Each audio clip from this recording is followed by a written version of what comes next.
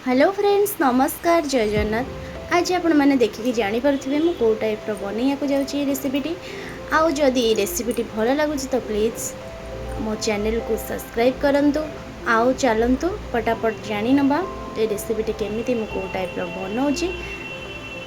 तो प्रथमे आमर ये कंकड़ा तरकारी आमको प्रथमे कंकड़ा को भल भाव बाछी मु भल भाव धोई नहीं।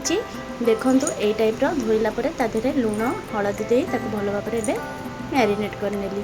तापर एपटे कड़ाई रे अल्प सोरिष तेल दे आमर जो कंकड़ा कंकड़ा को लुण हलदी दे गोलई ताकू बर्तमान आम तादेह पकई भाजी नवा। बर्तमान आमर तेलटी गरम हो जाइए मु कंकड़ा तक पकई नेली ताकू भी भल भाव भाजी नेली। देखूँ ये टाइप्र पूरा कड़ा करी आपण मैंने भाजबे। देखो बर्तमान तो आमर कंकड़ाटी भल भाव भाजी एबे ताकू आम साइड कर नवा। देखो ये टाइप्र कंकड़ाटी आपण मैंने भाजबे। भाजिला तार बास्ना गोटे अलग प्रकार आसे, बहुत बढ़िया आसे। तापर ताको साइड कर नेला देखूँ कंकड़ा आमर मसला प्रस्तुत।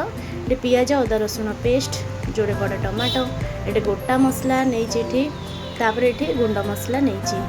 तापर चलतु आम सेपटे कड़ाई रे अल्प तेल सोरिष तेल दे गरम कर नेली। तापर ये गोटा मसला देदेली। गोटा मसला धनिया, जीरा, डालचीन, तेजपत्र आ गोलमरीच लवंग दे भल भाव टिके भाजी नेली। बास्ना आसवाई छाड़देली। तापर ताधीरे मु काटी रखी पियाज लंबा लंबा सेप्रे मु काटी नहीं, जोड़े बड़ बड़ पियाज नहीं भल भाव एवं मो पियाज टी भल भाव भाजी नेली। देखो पियाज टी भल भाव भाजीला ताधीरे मु अदा रसुण पेस्ट देदेली।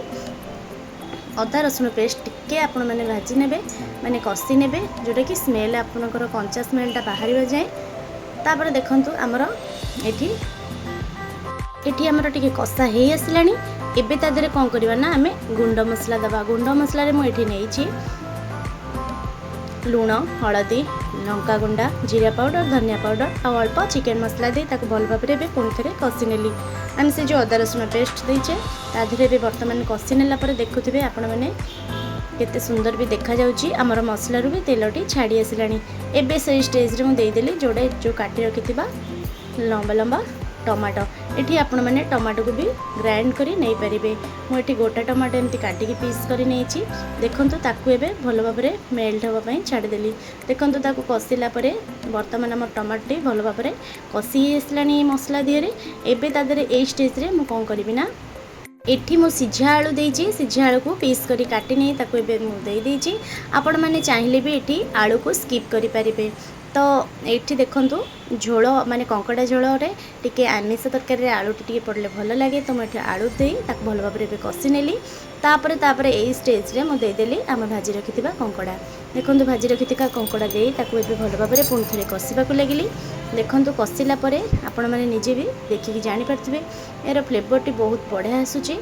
तापर आपण मैंने टे तले लगिगले आपण मैंने अल्प टे पानी दे पुणी थे कषि ने।